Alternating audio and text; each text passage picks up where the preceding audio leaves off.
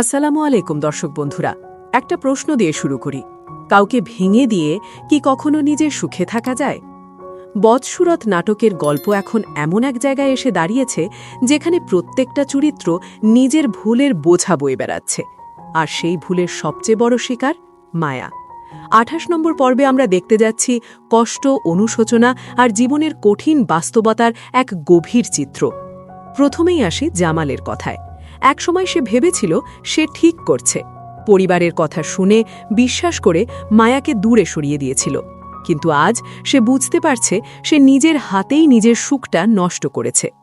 চারপাশে মানুষ আছে, পরিবার আছে, কিন্তু শান্তি নেই, কারণ ভেতরে ভেতরে তাকে কুড়ে কুড়ে খাচ্ছে একটা অপরাধ বোধ।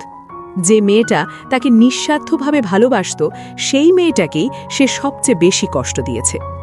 অন্যদিকে মায়া, সে শুধু একটা মেয়ে না, সে এক জীবন্ত কষ্টের গল্প। দ্বিতীয় বিয়েতেও সে শান্তি পায়নি। যেখানে সে নতুন জীবন শুরু করতে চেয়েছিল, সেখানেও তাকে মেনে নেওয়া হয়নি পুরোপুরি। বজরুল বিদেশে, চারপাশে অচেনা মানুষ, আর ভেতরে জমে থাকা হাজারটা কষ্ট। তবুও মায়া চুপ, কারণ সে শিখে গেছে কষ্টগুলো নিজের ভেতরেই লুকিয়ে রাখতে হয়। কিন্তু প্রশ্ন হলো, আর কতদিন? এদিকে মরিয়াম, সে নিজেও এখন এক অদ্ভুত অবস্থায়।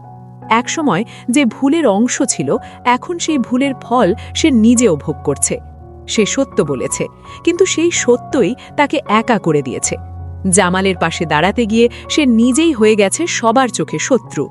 আর সবচেয়ে কষ্টের জায়গাটা হলো, এই পুরো পরিবারের ভেতর এখন আর ভালোবাসা নেই, আছে শুধু সন্দেহ, লোভ আর স্বার্থ। ২৮ নম্বর পর্বে আমরা দেখতে পারি সবাই ধীরে ধীরে বুঝতে শুরু করবে তারা কত বড় ভুল করেছে। কিন্তু তখন কি আর সময় থাকবে? জামাল হয়তো মায়ার কাছে ফিরে যেতে চাইবে, কিন্তু মায়ার ভাঙা মন কি আবার জোড়া লাগবে? মায়া হয়তো সাহায্য করতে চাইবে, কিন্তু নিজের সম্মান আর কষ্টের কাছে কি সে হার মানবে? আর মরিয়াম, সে কি পারবে নিজের ভুলগুলো ঠিক করতে?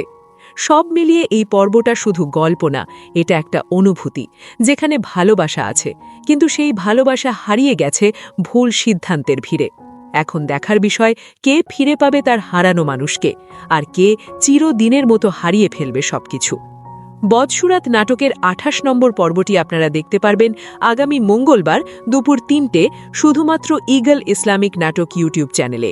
শেষে শুধু একটা কথাই বলবো, জীবনে ভুল হতেই পারে, কিন্তু কিছু ভুল এমন হয় যার মাসুল সারা জীবন দিতে হয়। আপনার কি মনে হয়, জামাল কি তার সেই ভুল ঠিক করার সুযোগ পাবে?